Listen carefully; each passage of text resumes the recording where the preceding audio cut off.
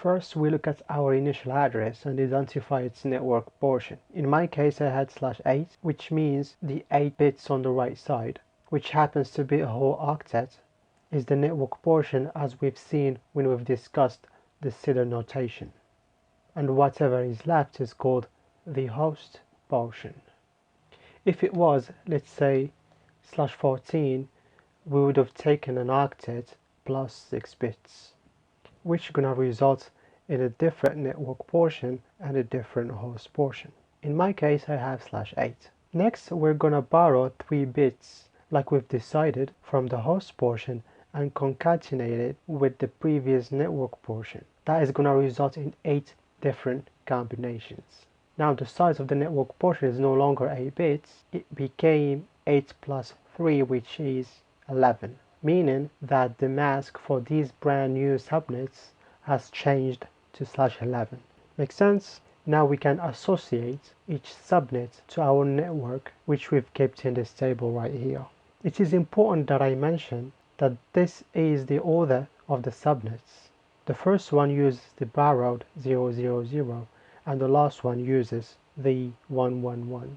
Just in case if you've been asked to use a specific subnet, for example the 5th or the 6th for branch B. And if you're working with large numbers and you've been asked to use, for example, the 18th, and you can't list all of the 18th in front of you, if you notice the first zeros are included, which means the second will be 001, which is translated to 1 in decimal. The third is, it's 010, and it translates to 2 in decimal. Notice the pattern here?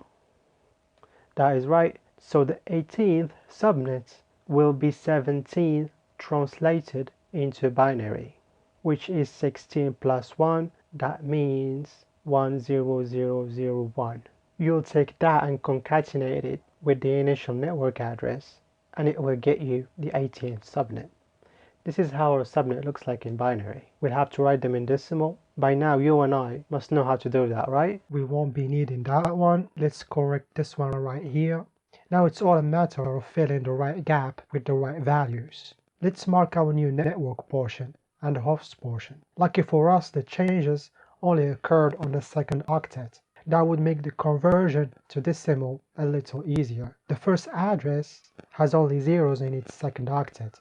Quite straightforward, isn't it?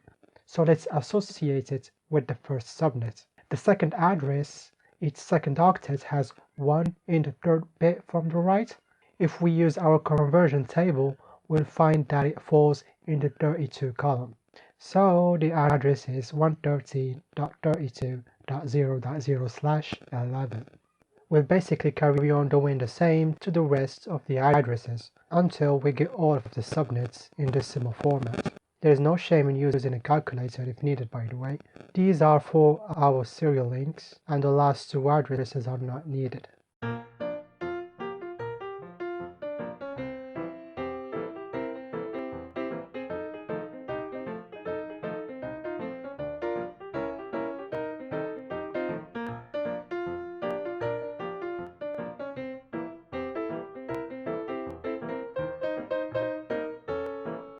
Okay, now we have a subnet for every network. How many hosts can each of these subnets accommodate, do you think? Let's take the first subnet as an example. If we look at the host portion, we can see that there are 21 bits in it. The first available host address has 1 in its last bit, because we never use the one with all zeros for a host, since it's the subnet address.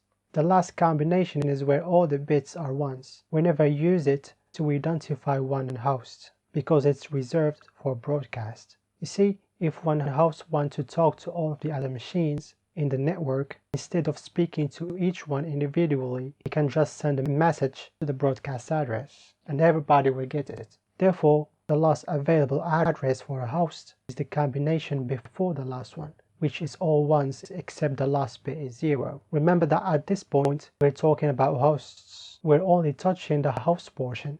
That's why there is that 63 in there, because we shouldn't touch the network portion when we're talking about hosts within the same network. So the range starts from here and ends in here.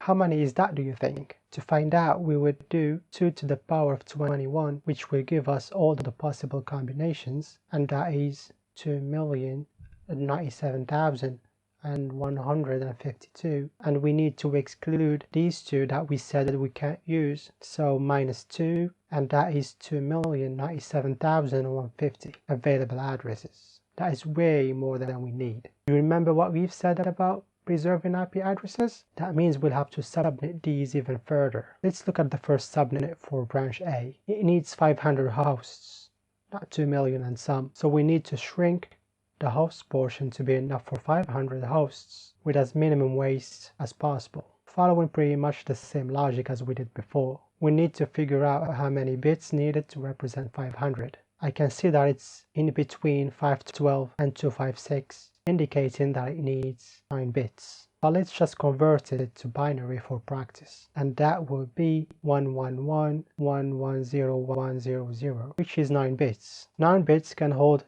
2 to the power of 9 minus the 2 that we said we're not going to use, and that is 510, which is the right size. Be careful here, you shouldn't forget the minus 2 as it is important. For example, if we needed 511 hosts, 9 bits won't be enough and we'll be forced to use 10 bits instead, even though it's only one machine left without an address. You can pretend that you need 511 and let me know the result in the comment below.